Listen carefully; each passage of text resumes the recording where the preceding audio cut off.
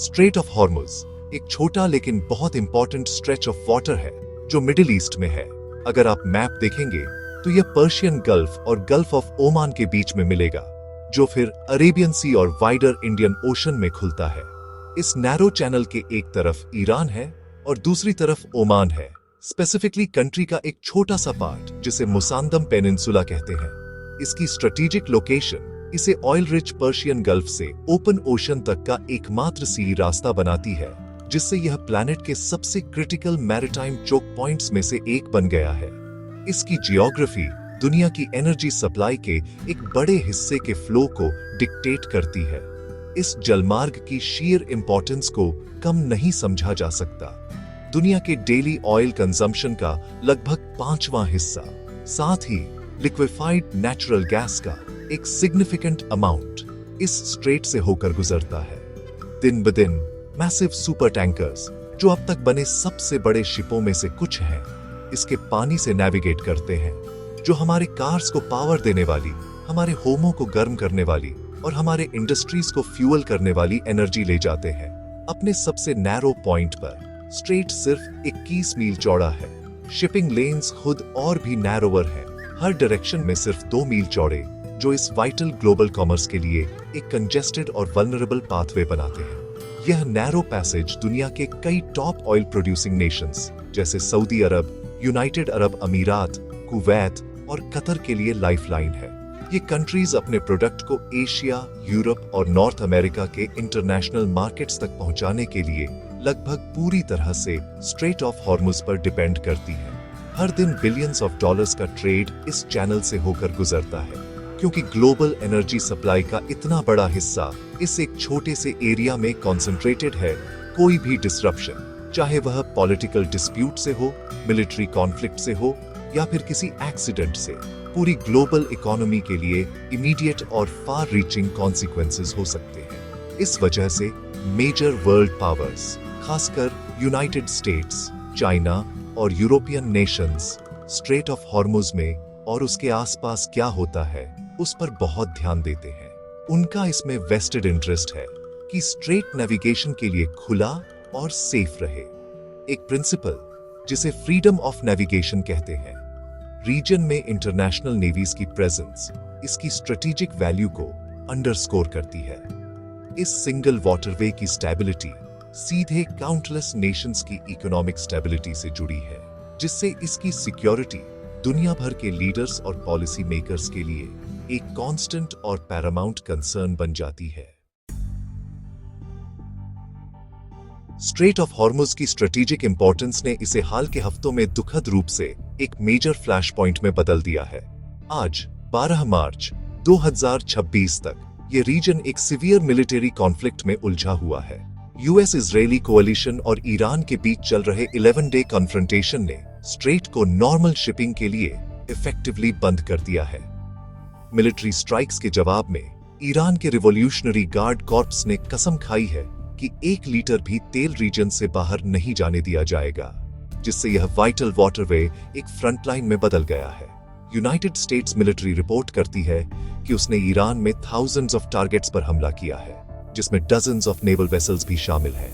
एक intense operation में जिसका एम टू न्यूट्रलाइज थ्रेट्स को न्यूट्रलाइज करना है। यह कॉन्फ्लिक्ट मिलिट्री टारगेट्स तक सीमित नहीं रहा है, कमर्शियल शिपिंग भी क्रॉसफायर में फंस गई है। पिछले कुछ दिनों में स्ट्रेट के पास कम से कम 3 मर्चेंट वेसल्स पर प्रोजेक्टाइल्स से हमला हुआ है। एक Thai registered bulk carrier the Mayuree Naree पर ओमान के उत्तर में हमला हुआ, जिससे आग लग गई और उसके 20 क्रू मेंबर्स को इवैक्यूएट करना पड़ा। इसी तरह एक जापानीज कंटेनर शिप और एक Marshall Islands flagged bulk carrier को अलग-अलग हमलों से नुकसान हुआ।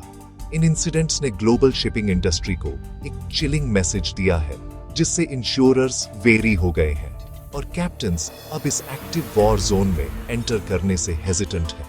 डायरेक्ट मिसाइल और ड्रोन अटैक्स के अलावा नेवल माइंस का एक गंभीर और लूमिंग थ्रेट है। यूएस मिलिट्री ने कई ईरानियन माइन लेइंग वेसल्स को नष्ट करने की रिपोर्ट दी है, ताकि वाटरवे को पूरी तरह से ब्लॉक होने से रोका जा सके। जबकि ऑफिशियल्स ने अभी तक एक्टिव माइंस की प्रेजेंस की पुष्टि नहीं की है, इसकी संभावना ही किसी भी जहाज के लिए जो गुजरने की कोशिश कर रहा है, खतरे की एक और एक्सट्रीम लेयर जोड़ देती है। प्रेसिडेंट ट्रंप ने एक स्टर्न वार्निंग जारी की है। उन्होंने किसी भी माइन को तुरंत हटाने की मांग की है और अगर ईरान तेल के फ्लो को चोक करने की कोशिश करता है तो सिवियर रिटेलिएशन की धमकी दी है, जो करंट स्टैंड ऑफ के इनक्रेडिबली हाई स्टेक्स को हाईलाइट्स। कॉन्फ्लिक्ट पड़ोसी देशों में भी फैल गया है, जिससे इंस्टेबिलिटी का जोन वाइडन हो गया है। ईरान ने कुवैत, कतर, सऊदी अरब, बहरीन और यूएई में यूएस बेसेस और स्ट्रेटेजिक साइट्स पर मिसाइल और ड्रोन अटैक्स किए हैं। ड्रोन्स ने मेजर ऑयल फील्ड्स को टारगेट किया है और यहां तक कि दुबई इंटरनेशनल एयरपोर्ट के पास भी गिरे हैं, जिससे सिविलियंस को चोटें आई हैं। ये रिटेलिएटरी स्ट्राइक्स एक डेंजरस एस्केलेशन दिखाते हैं, यह दिखाते हुए कि स्ट्रेट ऑफ हॉर्मुज पर कंट्रोल की लड़ाई केवल समुद्र तक सीमित नहीं है, बल्कि अब वाइडर गल्फ रीजन में पॉपुलेशन सेंटर्स और क्रिटिकल इंफ्रास्ट्रक्चर को प्रभावित कर रही है। स्ट्रेट ऑफ हॉर्मुज में कॉन्फ्लिक्ट का इमीडिएट और सबसे predictable consequence global oil markets पर एक ड्रामेटिक शॉक रहा है। The world's most important energy artery के इफेक्टिवली बंद होने के साथ क्रूड ऑयल की कीमत हैज इंक्रीज्ड। जब से 11 दिन पहले लड़ाई शुरू हुई है, ब्रेंट क्रूड की कीमत, एक की इंटरनेशनल बेंचमार्क, लगभग 20% हैज इंक्रीज्ड। एक समय पर प्राइसें लगभग $120 प्रति बैरल तक पहुंच गईं, क्योंकि ट्रेडर्स ने एस्केलेटिंग वायलेंस और स्ट्रेट्स ब्लॉकेड पर रिएक्ट किया। एक ईरानियन मिलिट्री ऑफिशियल ने तो यहां तक चेतावनी दी है कि अगर कॉन्फ्लिक्ट जारी रहता है तो प्राइसें अनप्रेसिडेंटेड $200 पर बैरल तक पहुंच सकती है। ऑयल मार्केट में यह वॉलेटिलिटी दुनिया भर के आम लोगों के लिए गैस पंप पर सीधे हायर प्राइसेस में बदल जाती है। उदाहरण के लिए यूनाइटेड स्टेट्स में पिछले महीने में गैसोलीन की एवरेज प्राइस पहले ही लगभग 60 सेंट प्रति गैलन बढ़ गई है, जो पर्शियन गल्फ से निकलने वाली अनसर्टेनिटी और सप्लाई डिसरप्शन का सीधा परिणाम है। यह इंक्रीज कंज्यूमर्स पर एक टैक्स की तरह काम करता है, जिससे उनके पास अन्य गुड्स और सर्विसेज पर खर्च करने के लिए कम पैसे बचते हैं। परिवारों और स्मॉल बिजनेसेस के लिए जो ट्रांसपोर्टेशन पर रिलाई करते हैं, फ्यूल प्राइस में ये सडन हाइक्स उनके बजट्स और डेली ऑपरेशंस पर एक सिग्निफिकेंट स्ट्रेन डाल सकते हैं। ब्लॉकेड के जवाब में कंट्रीज ऑल्टरनेटिव सॉल्यूशंस खोजने के लिए स्क्रैम्बल कर रहे हैं, हालांकि ऑप्शंस सीमित हैं।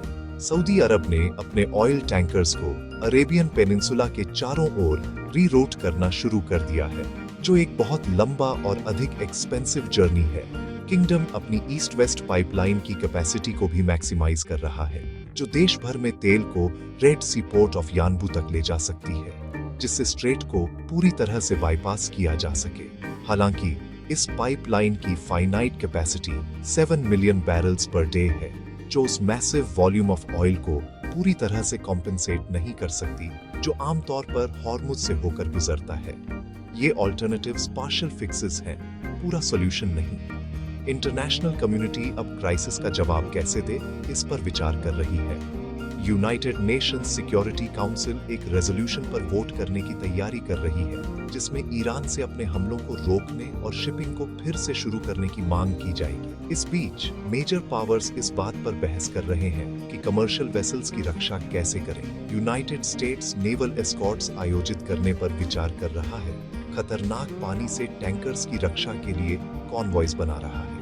अन्य नेशंस जैसे यूके और फ्रांस प्रोटेक्टिव ऑपरेशंस में भाग लेने की इच्छा व्यक्त की है, लेकिन लॉजिस्टिक्स जटिल और खतरनाक है, जबकि एक्टिव फाइटिंग चल रहा है, जिससे ग्लोबल इकोनॉमी एक प्रिकेरियस स्टेट ऑफ सस्पेंस में है।